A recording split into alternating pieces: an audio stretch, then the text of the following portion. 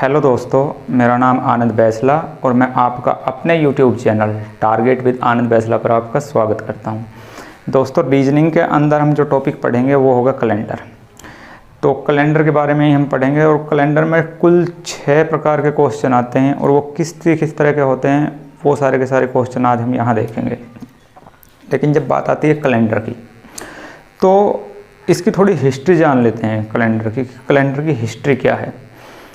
अब मोस्टली ना हर देश के 2 कैलेंडर होते हैं, एक वहाँ का स्थानीय कैलेंडर और एक अंतर्राष्ट्रीय कैलेंडर। स्थानीय कैलेंडर जैसे हम अपने भारतवर्ष की बात करने लगे कि अगर हमें कोई मुहूर्त वगैरह सुझवाना है तो हम पंडित जी के पास जाते हैं और वो वहाँ से एक पंचांग निकालते हैं, उससे तिथि वगैरह देखते हैं, अष्टमी नवमी वगैरह हिसाब किताब लगाते हैं और फिर हमें एक शुभ मुहूर्त बता देते हैं।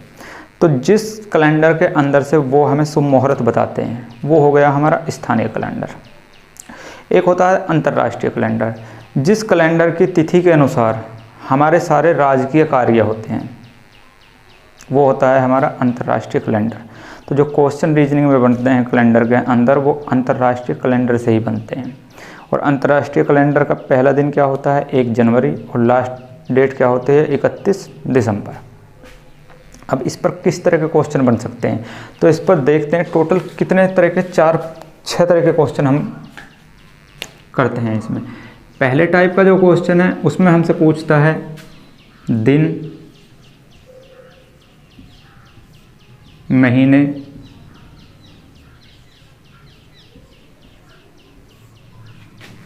शताब्दी,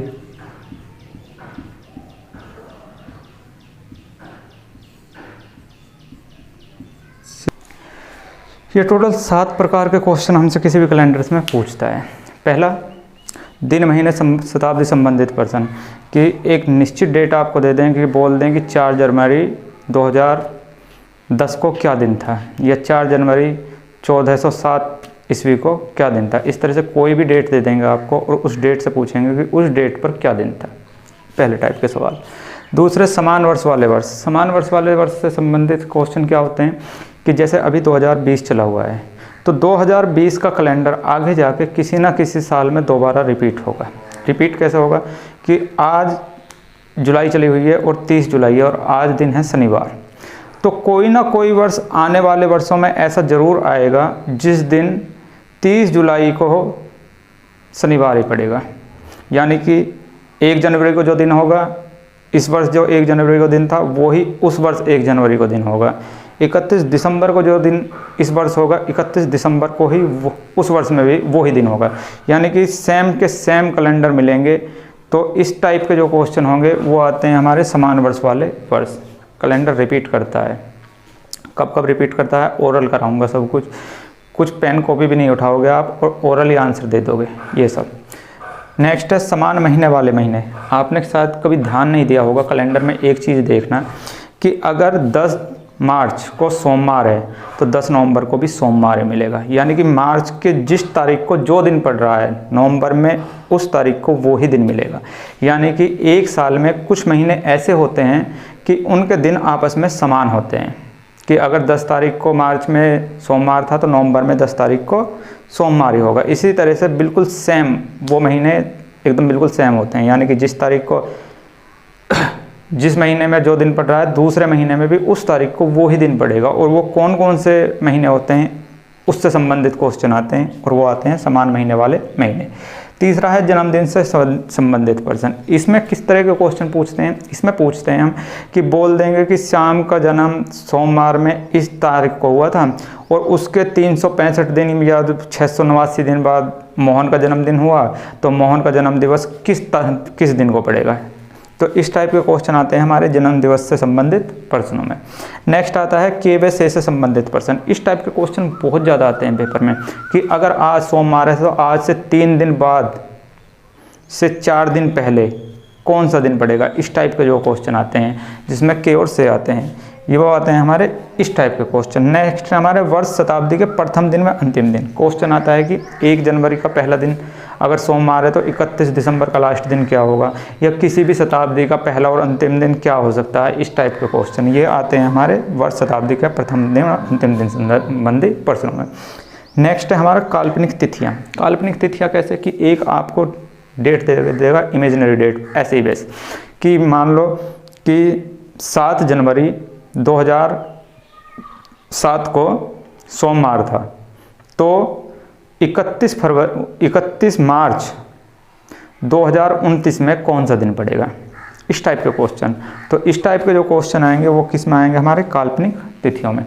तो टोटल हम कैलेंडर के अंदर जो टॉपिक पढ़ेंगे 7 टॉपिक पढ़ेंगे, और इन्हीं 7 टॉपिक पर हमारा पूरा का पूरा कैलेंडर ख़त्म हो जाएगा। और एक बात और, मैं आपको कैलेंडर इस तरह से कराऊंगा कि आप सब क्वेश्चंस के आंसर ओरल दे सको। सिर्फ कुछ तो हैं इसमें जिसमें आपको थोड़ा पेन उठाना पड़ेगा, लेकिन कुछ टॉपिक ऐसे हैं कि आप उनका आंसर ओरली दे सकते हो, बिल्कुल ओरल, कोई पेंसिल पेन उठाने की ज़रूरत नहीं पड़ेगी। तो चलते हैं कैलेंडर की तरफ। और कैलेंडर का पहले हम थोड़ा बेसिक जान लेते हैं कि कैलेंडर की शुरुआत कैसे हुई, क्या हुआ था। तो हमारे रोम में एक चर्च था और वहाँ पर एक पादरी थे जिनका नाम था पॉप ग्रेगरी। उन्होंने कैलेंडर की शुरुआत की। कैलेंडर की शुरुआत उससे पहले भी हो चुकी थी, जैसे कि हमारे शक संवत वगैरह बहुत पहले बन चुके थे, लेकिन जो अंतर्राष्ट्रीय कैलेंडर है उसकी शुरुआत पॉप ग्रेगरी ने की, और वो रोम के एक चर्च में पादरी थे। उन्होंने जो कैलेंडर बनाया उसमें उन्होंने 365 दिन का कैलेंडर बनाया, 12 महीने बनाए, 12 महीने में को फिर सप्ताहों में बदला, और सप्ताह में एक सप्ताह में 7 दिन उन्होंने रखे। इस तरह से उन्होंने एक कैलेंडर बना दिया, और उनके द्वारा बनाए हुए कैलेंडर को ही रोमन कैलेंडर या ग्रेगरियन कैलेंडर कहा जाता है। तो यहाँ से छोटे छोटे 2-3 क्वेश्चन आते हैं, मैं वो आपको लिखवा रहा हूँ, वो आप मेरे साथ नोट डाउन करते रहिए साथ के साथ। इसे मैं रफ कर देता हूँ। तो अंतर्राष्ट्रीय कैलेंडर की जो शुरुआत करी थी वो की थी किसने, पॉप ग्रेगरी। और ये कौन थे, ये थे रोम के चर्च में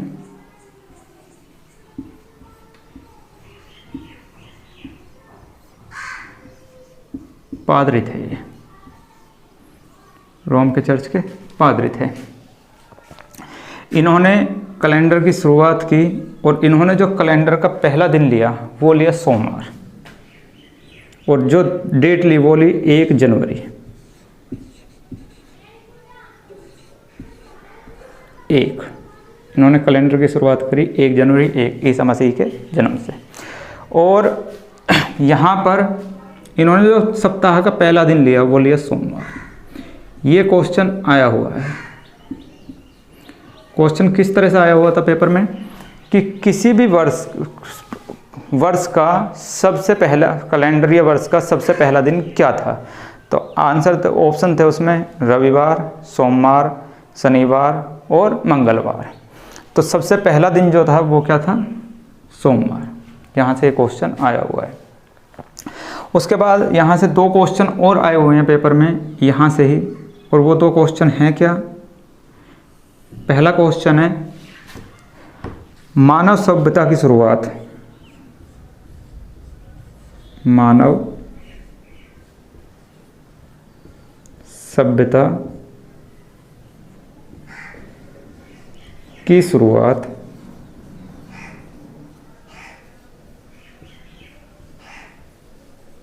कब हुई, कब नहीं किस दिन से हुई। शुरुआत किस दिन से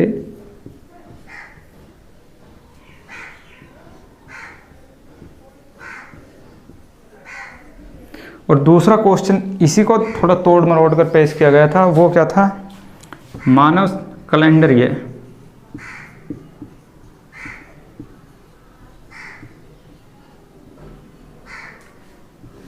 मानव सभ्यता की शुरुआत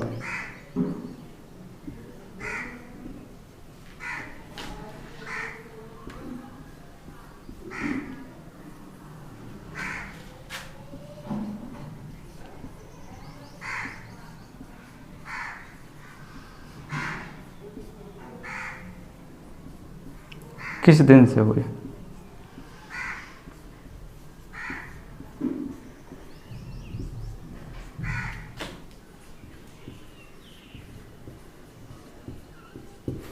ये दो क्वेश्चन आए हुए हैं पेपर में कि मानव सभ्यता की शुरुआत किस दिन से हुई और कैलेंडर या मानव सभ्यता की शुरुआत किस दिन से हुई। अब जैसा आप पता है कि पृथ्वी पर मानव सर्वप्रथम किस दिन आया था, ये किसी को नहीं पता। तो मानव सभ्यता की शुरुआत किस दिन से हुई, इसका आंसर हो जाएगा ज्ञात नहीं कर सकते या ज्ञात नहीं है, क्योंकि किसी को नहीं पता कि किस दिन पहली बार मानव पृथ्वी पर आया था। लेकिन कैलेंडर या मानव सभ्यता की शुरुआत किस दिन से हुई वो हमें पता है, क्योंकि कैलेंडर का पहला दिन क्या था, सोमवार। तो कैलेंडर या मानव सभ्यता की शुरुआत किस दिन से हुई थी, सोमवार। तो इसका आंसर हो जाएगा सोमवार। ये दोनों क्वेश्चन आए हुए थे, तो जैसे ही पूछे कि मानव सभ्यता की शुरुआत, क्योंकि कैलेंडर बनने से पहले भी पृथ्वी पर मानव था। इस कैलेंडर को बनने से पहले, रोमन कैलेंडर को बनने से पहले हमारे खुद देश में शक संवत और विक्रम संवत चल रहे थे, वो हमारे स्थानीय कैलेंडर थे। लेकिन ये कैलेंडर अंतर्राष्ट्रीय कैलेंडर घोषित किया गया और ये सभी देश इसको फॉलो करते हैं। सभी देशों के राजकीय कार्य जो होते हैं वो इस कैलेंडर के आधार पर होते हैं। और इस कैलेंडर से हमारे 3 सवाल मैंने आपको बताए थे। पहला आया था कि 1 जनवरी सन 1 को क्या दिन था, तो सोमवार था। दूसरा क्वेश्चन आया हुआ है कि मानव सभ्यता की शुरुआत किस दिन से हुई थी, तो इसका आंसर होगा ज्ञात नहीं कर सकते। और तीसरा है हमारा कैलेंडर या मानव सभ्यता की शुरुआत किस दिन से हुई थी, तो इसका आंसर हो जाएगा सोमवार। अब जब कैलेंडर हमारा तैयार हुआ, जब पोप ग्रेगोरियन ने कैलेंडर को बनाया था, उसका एक आधार बना। हर चीज़ को बनाने का एक आधार होता है, किस बेस पर हम उसे बना रहे हैं। तो इसका जो आधार था, कैलेंडर का जो आधार था वो था एक सौरमान। और ये भी क्वेश्चन आया हुआ है, एक सौरमान। पाप ग्रेगरी ने जब हमारा कैलेंडर ये बनाया था तो उसका आधार क्या लिया था, एक सौरमान। तो क्वेश्चन आया हुआ है कि एक सौरमान से आप क्या समझते हो। तो मैं अगर आपसे पूछने लगूं कि पृथ्वी हमारी कितने प्रकार की गति करती है, तो आप कहोगे कि 2 प्रकार की गति करती है। एक तो वो सूर्य के चारों तरफ चक्कर लगाती है, एक गति तो वो होगी उसकी जिसके कारण हमारे मौसम बदलते हैं। दूसरी जो गति होगी वो अपने अक्ष के चारों तरफ घूमती है, जिसके कारण दिन और रात होते हैं। तो पृथ्वी हमारे 2 तरह से गति करती है, एक सूर्य के चारों तरफ गति करती है और एक अपने अक्ष के चारों तरफ गति करती है। तो सपोज करो ये हमारी पृथ्वी है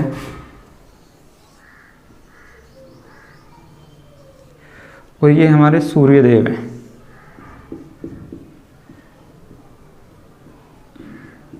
ये हमारे सूर्य देव हैं। अब पृथ्वी इस सूर्य का एक चक्कर लगाने में जितना समय लेती है, पृथ्वी सूर्य का चक्कर लगाने में जितना समय लेती है वो एक सौर्यमान कहलाता है।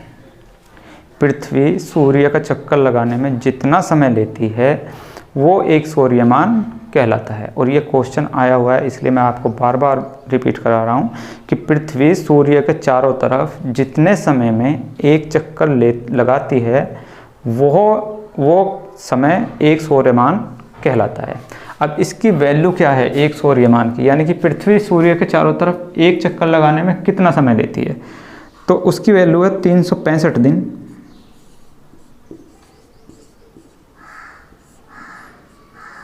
5 घंटे 48 मिनट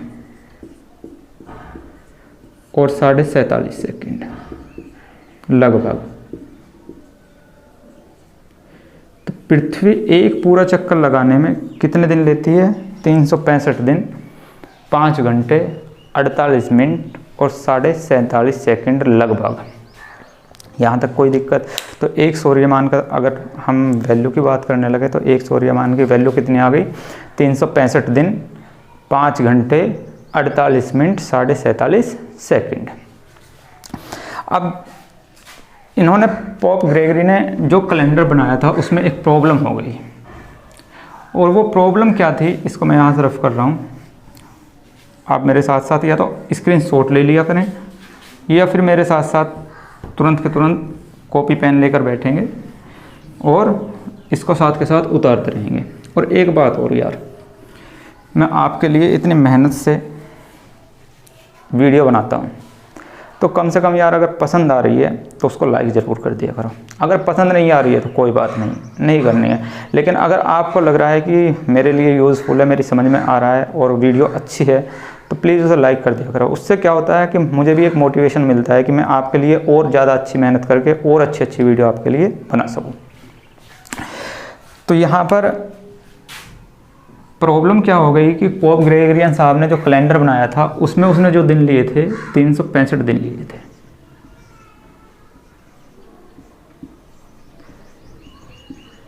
कैलेंडर में उन्होंने ले लिए 365 दिन। लेकिन प्रॉब्लम क्या हुई कि ये जो 5 घंटे 48 मिनट और 47 सेकंड है, ये लगभग कितने के बराबर हो गए?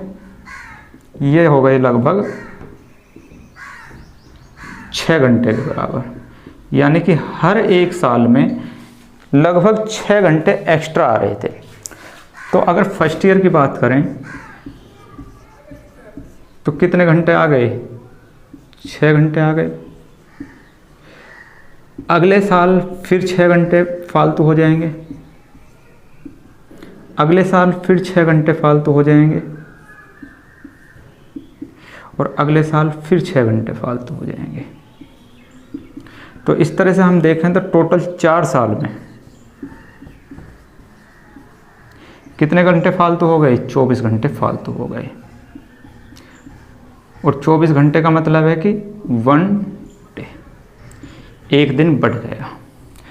क्या हुआ कि उन्होंने 365 दिन मान लिए कि एक साल में 365 दिन होंगे, लेकिन ये जो लगभग 6 घंटे बचे हुए थे, जो हर साल बच रहे थे 6 घंटे, इन्होंने अगले 4 साल में 6-6 घंटे बचाकर 6-6 घंटे बढ़ाकर और एक दिन बढ़ा दिया इन्होंने। अब इसको कहाँ एडजस्ट करें? अगर हम करते कि 31 दिसंबर के बाद 32 दिसंबर कर दें, कि हर 4 साल बाद 32 दिसंबर कर दें, तो फिर अगले 4 साल बाद फिर हमको 33 दिसंबर करना पड़ता, उससे अगले साल फिर 4 साल बाद 34 दिसंबर, और इस तरह से जो हमारा कैलेंडर है वो गड़बड़ा जाता है, वो उसकी डेट सही तरह से नहीं आती।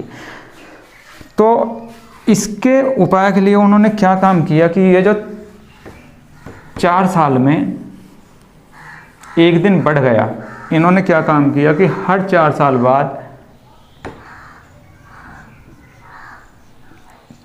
4 साल बाद एक वर्ष में 365 की जगह 366 दिन कर दिए। इन्होंने बोला कि हर 4 साल में जो एक दिन बढ़ जाएगा उसे मैं हर 4 साल बाद कैलेंडर में 365 दिन ना करके 366 दिन कर देंगे। तो वो जो एक साल एक दिन बढ़ा है वो यहाँ एडजस्ट हो जाएगा। और इस तरह का वर्ष जिसमें 365 के बजाय 366 दिन होंगे, इस वर्ष को हम बोलेंगे लीप ईयर या लीप वर्ष। और इसकी पहचान कैसे होगी? इसकी पहचान इस तरह से होगी कि लीप वर्ष में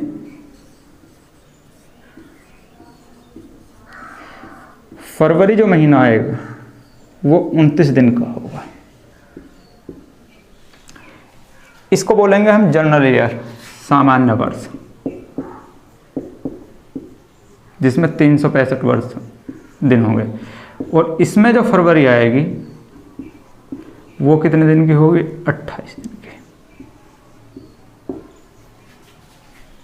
समझ में आई होगी ये बात कि जो 4 साल से हमारे 6-6 घंटे बढ़ के एक दिन जो हमारा बढ़ रहा था उसको इन्होंने क्या किया, 365 दिन में उसको लगा दिया। और इस वर्ष 4 साल बाद वर्ष कितने का कर दिया? 366 दिन का कर दिया। और फरवरी में एक दिन बढ़ा दिया। और जिस वर्ष, किसी भी वर्ष में अगर 366 दिन है तो उसको हम बोलते हैं लीप वर्ष। उम्मीद करता हूँ यहाँ तक आपकी समझ में आया होगा। चलते हैं अगले पॉइंट पे, इसको मैं रफ कर देता हूँ, अगले पॉइंट की तरफ चलते हैं। अब जैसे कि मैं आपसे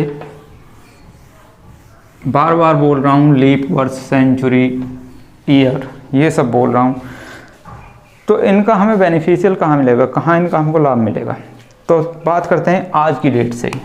जैसे कि आज डेट है, मान लेते हैं कितनी, 29। 30 जुलाई 2020। तो ये जो डेट लिखी हुई है इससे हमें क्या क्या चीज़ पता चलती हैं? तो आप बोलोगे कि इससे जो पता चलता है हमें, इससे पता चलता है हमें डे, दिनों का, कि अगर जुलाई महीना है, जुलाई महीना चला हुआ है तो उसका 30वां दिन है। इस डेट से हमें ये पता चलता है कि अगर ये जुलाई महीना है तो इसका 30वां दिन है। तो इससे हमें पता चलता है डे की कौन सा दिन है। तो कौन सा दिन है? 30वां दिन है। इससे हमें पता चलता है मंथ, और इस मंथ को हम दो तरह से रिप्रेजेंट करते हैं। जब भी हम कोई डेट लिखते हैं तो इसको हम दो तरह से रिप्रेजेंट करते हैं, या तो 1 से लेकर 12 तक लिख देते हैं संख्या के रूप में, या हम इसको ही लिख देते हैं जनवरी से लेकर दिसंबर तक।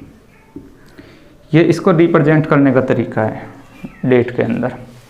फिर आती है हमारी ये, और इससे हमें 3 चीज़ पता चलती है। इस फिगर से हमें 3 चीज़ पता चलती है। सबसे पहला पता चलता है हमें ईयर, वर्ष। दूसरा पता चलता है इससे हमें लीप ईयर, और तीसरा पता चलता है इससे हमें सेंचुरी, शताब्दी।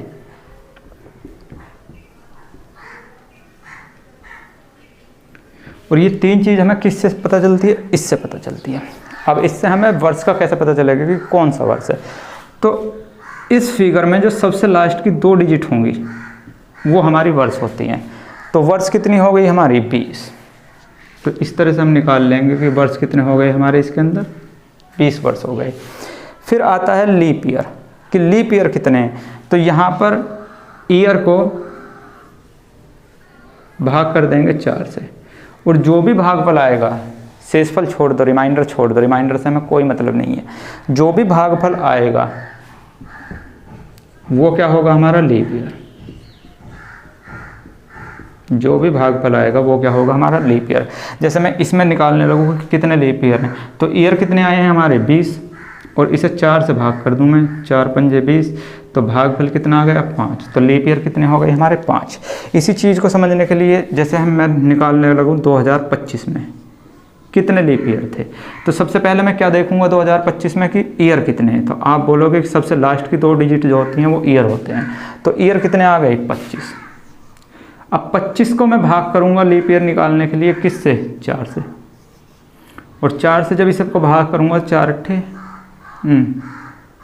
छिक्के, 4 छिक्के 24, तो रिमाइंडर कितना बच गया? 1। इस रिमाइंडर से हमें कोई मतलब नहीं है, जितनी बार ये कट गया उससे मतलब है।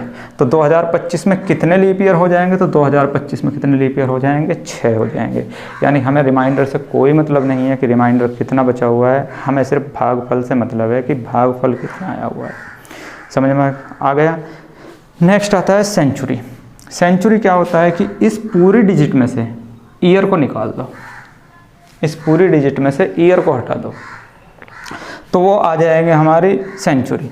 जैसे 2020 में से ईयर 20 निकाल दिए तो कितने बच जाएंगे? 2000। भाई 2020 में से अगर मैं ईयर निकाल दूँ, 20 को निकाल दूँ, तो कितना बच गए हमारे? 2000। तो सेंचुरी क्या हो जाएगी हमारी? 2000। उम्मीद करता हूँ समझ में आई होगी। जैसे मैं बोलने लगूँ कि 1610 में सेंचुरी कितनी हो जाएगी? तो 10 को निकाल दो, 1610 में से 10 गई तो कितने बच गए हमारे? 1600। तो सेंचुरी कितनी हो गई? 1600।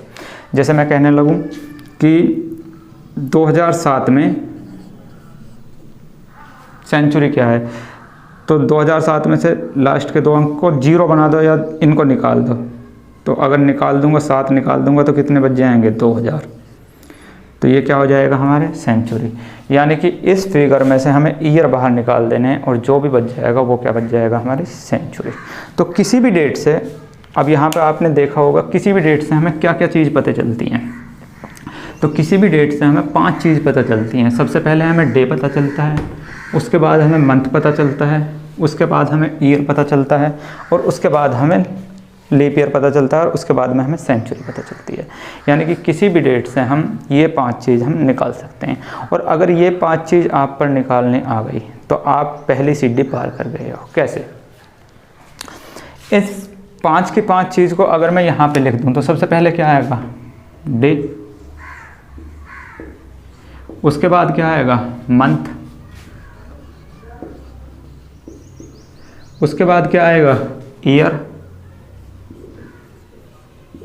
उसके बाद क्या आएगा? Leap year.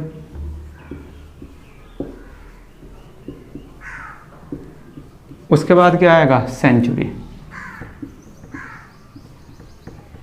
शताब्दी। और इस सब को भाग कर दो 7 से। इस सब को भाग कर देते हैं 7 से।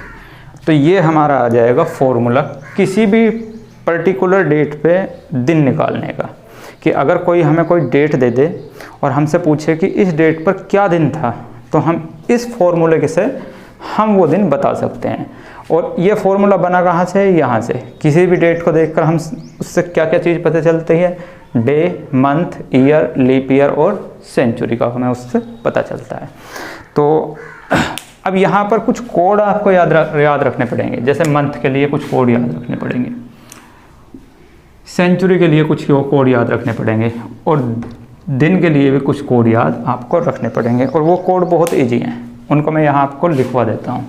इसको मैं रफ कर देता हूँ और वो कोड मैं आपको लिखवा देता हूँ।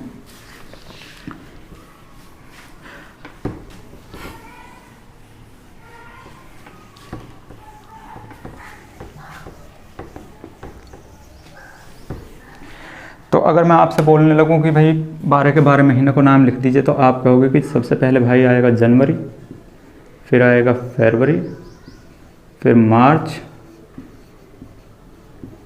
फिर अप्रैल, फिर मई, फिर जून, उसके बाद जुलाई,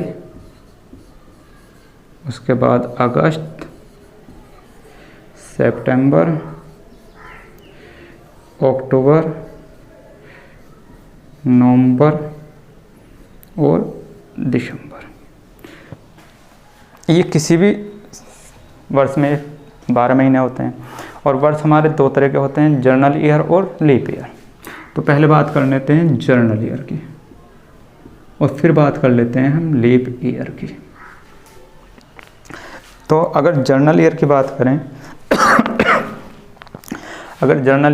करें तो जनवरी के लिए कोड आ जाएगा 1, फरवरी के लिए आ जाएगा 4, मार्च के लिए 4, अप्रैल के लिए 0, मई के लिए 2, जून के लिए 5, जुलाई के लिए 0, अगस्त के लिए 3, सितंबर के लिए 6, अक्टूबर के लिए 1, नवंबर के लिए 4 और दिसंबर के लिए 6। उम्मीद करता हूँ ये बात समझ में आई होगी आपके कि ये कोड आपको याद रखने हैं। याद करने का तरीका क्या है? अगर मैं पहले 3 नंबर को देखूं तो आप कहोगे कि 144, और 144 किसका वर्ग होता है? तो ये होता है 12 का वर्ग।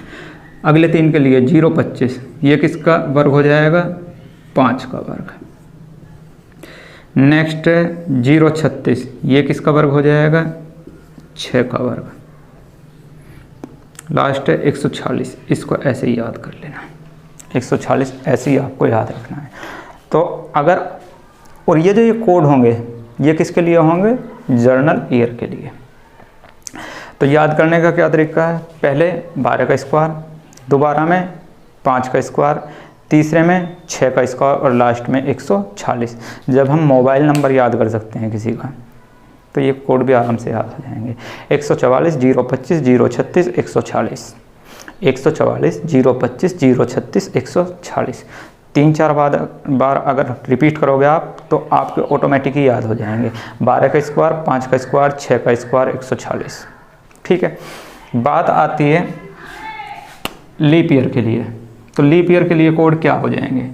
तो लीप ईयर के लिए कोड जो होंगे वो सिर्फ जनवरी और फरवरी के चेंज होंगे, और सब ऐसे कैसे ही रहेंगे। और चेंज क्या होंगे कि जितने जितने कोड हैं इनके एक एक कोड कम हो जाएगा, एक एक नंबर। तो यहाँ अगर 1 है तो यहाँ क्या हो जाएगा? 0 लीप ईयर के लिए। यहाँ 4 है तो यहाँ क्या हो जाएगा? 3 बस। और सबके कोड सेम ऐसे ही रहेंगे। फरवरी मार्च का 4, अप्रैल का 0, मई का 2, जून का 5, जुलाई का 0, अगस्त का 3, सितंबर का 6, अक्टूबर का 1, नवंबर का 4 और दिसंबर का 6। और सारे वही रहेंगे, सिर्फ जनवरी और फरवरी में, जनवरी में 1 कम, फरवरी में 1 कम, ये हो जाएंगे कोड हमारे लीप ईयर के लिए। अब बात करते हैं सेंचुरी की, बात आ जाती है सेंचुरी की। अब मुझे एक बात बताइए कि 900 है और 900 को अगर मैं 400 से भाग कर दूं तो रिमाइंडर कितना बचेगा? तो आप कहोगे कि 4 दुनिया 800 कट गया पूरा का पूरा, 100 रिमाइंडर बच गया। मैंने कहा बहुत अच्छी बात भाई। मैं कहने लगूँ कि 1000 को मैं 400 से भाग कर दूं तो रिमाइंडर कितना बचेगा? तो आप कहोगे कि 200 बच जाएगा। मैं कहने लगूँ 1100 को 400 से भाग कर दो तो रिमाइंडर कितना बचेगा? आप बोलोगे कि 300 बच जाएगा। मैं बोलने लगूँ कि 1200 को 400 से भाग कर दो तो रिमाइंडर कितना बचेगा? तो आप बोलोगे कि 0। मैं बोलने लगूँ 1300 को 400 से भाग कर दो तो रिमाइंडर कितना बचेगा? 100। और अगर 1400 को 4 से रिमाइंडर भाग करेंगे तो रिमाइंडर कितना बच जाएगा? 200। यानी कि हर 4 साइकिल के बाद ये, हर 4 टर्म के बाद ये साइकिल दोबारा रिपीट शुरू हो जाएगी। समझाना क्या चाह रहा हूँ? समझाना ये चाह रहा हूँ कि हम किसी भी सेंचुरी को 400 से भाग कर लें, कोई भी सेंचुरी अगर हम 400 से भाग करते हैं तो रिमाइंडर या तो 100 बचेगा या 200 बचेगा या 300 बचेगा या 0 बचेगा। इससे अलग और कोई भी रिमाइंडर नहीं बचेगा जब भी हम सेंचुरी को 400 से भाग करेंगे। जैसे हम लीप ईयर निकालने के लिए किससे भाग करते थे? 4 से। इसी तरह से सेंचुरी को देखने के लिए जो है कि सेंचुरी लीप सेंचुरी है या नहीं है, किससे भाग करते हैं? 400 से। और 400 से भाग करने के बाद किसी भी सेंचुरी को कितने रिमाइंडर हो सकते हैं? टोटल 4। या तो 100 होगा या 200 होगा या 300 होगा या 400 होगा। ये बात आपकी समझ में आई? तो अगर मैं सेंचुरी के लिए बात करूं तो अगर रिमाइंडर हमारा 100 है या 200 है या 300 है या 0 है, तो अगर रिमाइंडर 100 होगा तो कोड होगा 4, 200 होगा तो कोड होगा 2, 300 होगा तो कोड होगा 0 और 0 होगा तो कोड होगा 6। यानी कि सेंचुरी के लिए जो आपको कोड याद रखने हैं 4206, ये याद रखना है। इस तरह से याद रखेंगे 4206। 100 के लिए 4, 200 के लिए 2, 300 के लिए 0 और 0 के लिए 6। ये कोड आपको याद रखने हैं हर सेंचुरी के लिए कि सेंचुरी के लिए कोड क्या लग जाएंगे? 4206। सेंचुरी को 400 से भाग देंगे। अगर रिमाइंडर हमारा 100 आता है तो कोड लिखेंगे 4। अगर रिमाइंडर हमारा 200 आता है तो कोड लिखेंगे 2। अगर रिमाइंडर हमारा 300 आता है तो कोड लिखेंगे 0 और अगर रिमाइंडर हमारा 0 आता है तो कोड लिखेंगे 6। उम्मीद करता हूँ यहाँ तक आपकी समझ में आ गया होगा। अब नेक्स्ट चलते हैं दिन की तरफ कि दिन के कोड क्या होंगे। इसको मैं रफ कर देता हूँ और दिन के कोड देख लेते हैं एक बार।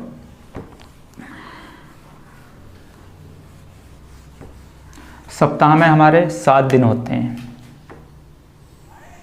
ये 7 दिन होते हैं सप्ताह में हमारे। यहाँ सोमवार, यहाँ मंगलवार, यहाँ बुधवार,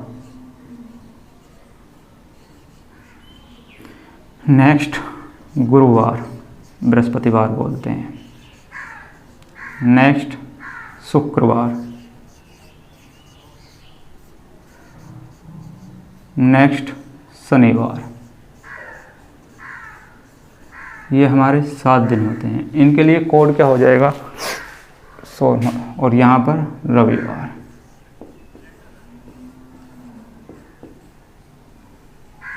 यहाँ पर रविवार। तो कोड जो होगा वो क्या हो जाएंगे हमारे? रविवार के लिए 1, सोमवार के लिए 2, मंगलवार के लिए 3, बुधवार के लिए 4, गुरुवार के लिए 5, शुक्रवार के लिए 6 और शनिवार के लिए तो 7 या 0। 7 कैसे होगा वो भी मैं आपको बताऊंगा आगे चलने के बाद। अभी आपको सिर्फ ये याद रखना। अब यहाँ ये कंफ्यूज मत हो जाना कि मैंने अभी थोड़ी देर पहले बताया था कि सेंचुरी की जो पहला कैलेंडर का जो पहला दिन था वो सोमवार था, लेकिन आपने यहाँ पहला दिन कर दिया रविवार। तो वो पहला दिन था सोमवार, लेकिन यहाँ कोड की बात हो रही है। रविवार का कोड है 1, ना कि ये किसी भी वर्ष का पहला दिन। समझ में आ गई?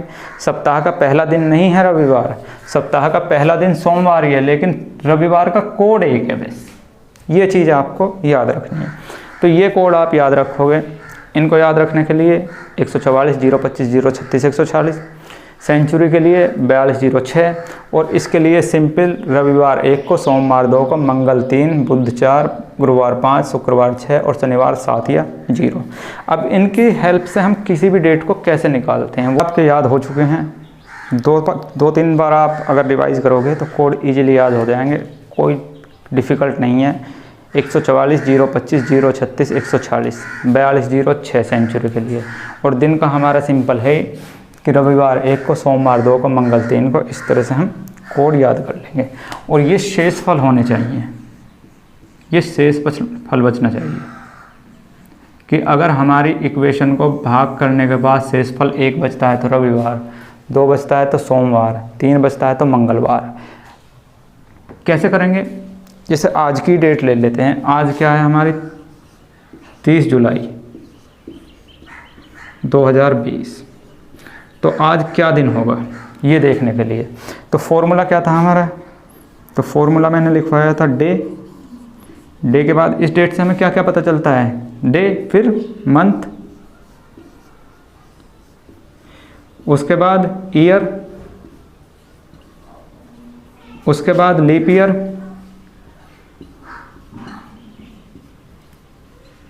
उसके बाद सेंचुरी।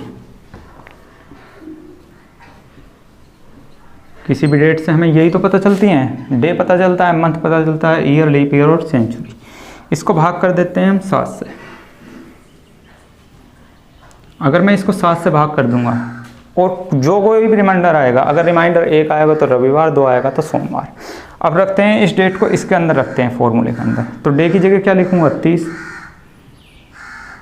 यहाँ पर वीडियो में आ रहा है, यहाँ कर लेता हूँ। डे की जगह क्या लिखूंगा? कितने डे हैं? तो आप बोलोगे कि भाई 30 डे हैं। उसके बाद मैं पूछने लगूँ मंथ कौन सा है? 7, यानी कि जुलाई। और जुलाई के लिए कोड क्या हो जाएगा हमारा? 0। तो इसका मतलब +0। मंथ के लिए कोड क्या आ जाएगा? +0। ईयर, मैं बात करने लगूँ कि ईयर कितने, तो लास्ट 2 डिजिट क्या होती हैं? ईयर। तो ईयर कितने हो गए हमारे? 20 प्लस। उसके बाद क्या आता है? Leap year. अब मैं लीप ईयर कैसे निकालते हैं? ईयर को 4 से भाग देने के बाद ईयर कितना है हमारा? 20। 20 को 4 से भाग कर देंगे, 4 पंजे 20। तो लीप ईयर कितने आ गए हमारे? 5, क्योंकि हमें भागफल से मतलब होता है बस। उसके बाद आती है century. Century code. Century code के लिए क्या करते हैं कि सेंचुरी को भाग करते हैं 400 से। फिर ये रिमाइंडर देखेंगे तो सेंचुरी कितनी है इसके अंदर? 2000। और जब इसको हम 400 से भाग करेंगे तो ये पूरा का पूरा कट जाएगा, रिमाइंडर का आ जाएगा 0। और अगर सेंचुरी के लिए रिमाइंडर 0 आ गया तो सेंचुरी के लिए कोड क्या हो जाएगा? 6। समझ में आई होगी इतनी बात। और इस सब को भाग देना है किससे? 7 से। तो जब हम इसको भाग दे रहे होंगे तो 20, 30, 20, 50, 5, 55 और 6 61।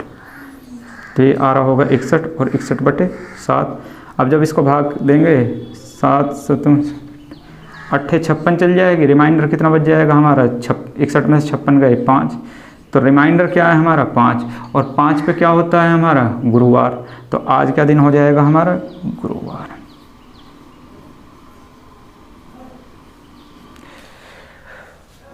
उम्मीद करता हूँ समझ में आया होगा। जैसे ही आप डेट देखोगे, 2-4 क्वेश्चन और करते हैं इस टाइप के, आपको धीरे धीरे सब क्लियर हो जाएगा।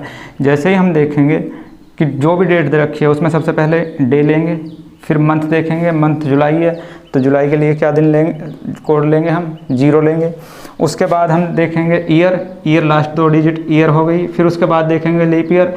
लीप ईयर निकालने का तरीका क्या होता है? ईयर को 4 से भाग देते हैं, जितनी बार चलती है वही हमारे क्या हो जाते हैं? Leap year. तो 20 को जब 4 से भाग देंगे तो कितनी बार चलेंगे 5 बार, तो लीप ईयर कितने आ गए हमारे 5। फिर देखेंगे सेंचुरी, सेंचुरी कोड कैसे पता चलती है, उसके रिमाइंडर से।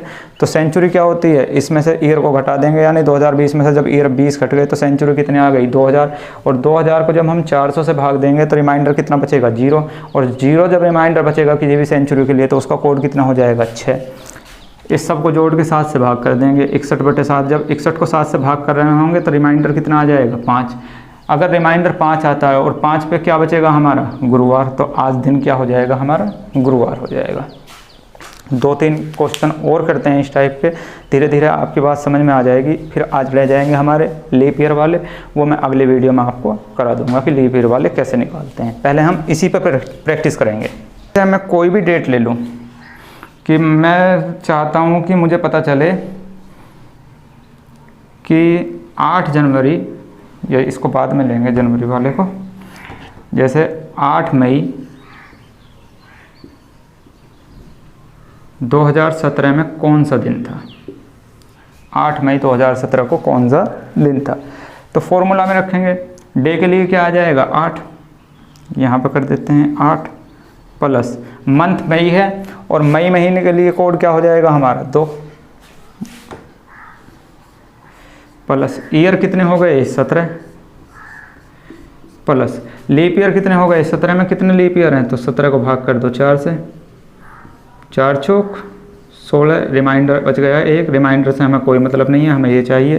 तो लीप ईयर कितने हो गए 4। फिर आती है हमारी सेंचुरी, सेंचुरी कितनी हो जाएगी 17 निकल जाएगा 2000, और 2000 को जब हम 400 से भाग करेंगे तो रिमाइंडर कितना हो जाएगा 0, और 0 के लिए कोड क्या हो जाएगा हमारा 6। तो सेंचुरी के लिए कितना आ जाएगा हमारा 6, और अपोन में क्या आ जाएगा 7। अब जोड़ दो, 8 2 10, और 17 27, और 4 31, और 6 37, यानी कि 37/7, 7 पंजे 35। रिमाइंडर कितना बच गया हमारा 2, और अगर 2 रिमाइंडर है तो 2 पे क्या पड़ता है हमारा सोमवार।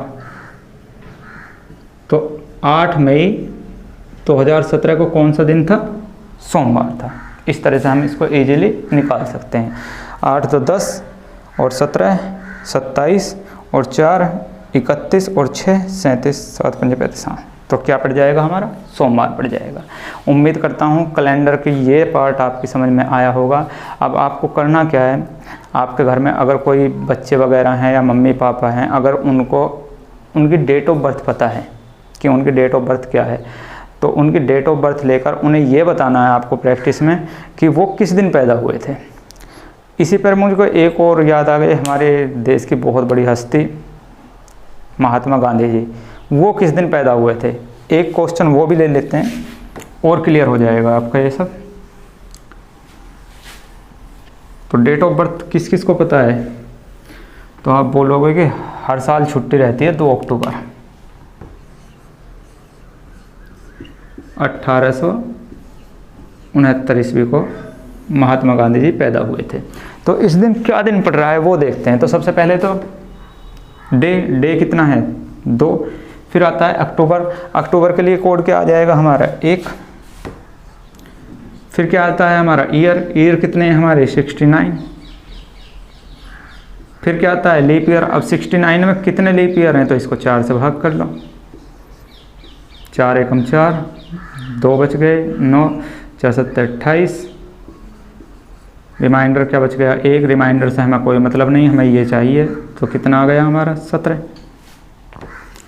उसके बाद लीप ईयर के बाद क्या आता है हमारा सेंचुरी। सेंचुरी क्या हो जाएगी 1800 में से 1800 हो जाएगी, 1869 में से 69 तो हट जाएगा, तो 1800 हो जाएगी। जब हम 1800 को 400 से भाग करेंगे तो रिमाइंडर कितना बच जाएगा 200, और 200 के लिए कोड क्या हो जाएगा 2। तो सेंचुरी कोड क्या हो गया हमारा 2, और इसको भाग कर देंगे किससे 7 से। अब देखो भाई 9 और 1 10, 2 12, 2 14, और 7 21 का 1 का हासिल 2, 6 और 1 7, और 2 9, 91/7। 7 से काटेंगे तो 7 एकम 7 7 दिया 21, पूरा का पूरा कट गया। तो रिमाइंडर कितना बच गया हमारा 0। और अगर रिमाइंडर हमारा 0 बचता है तो 0 पे क्या होता है हमारा शनिवार।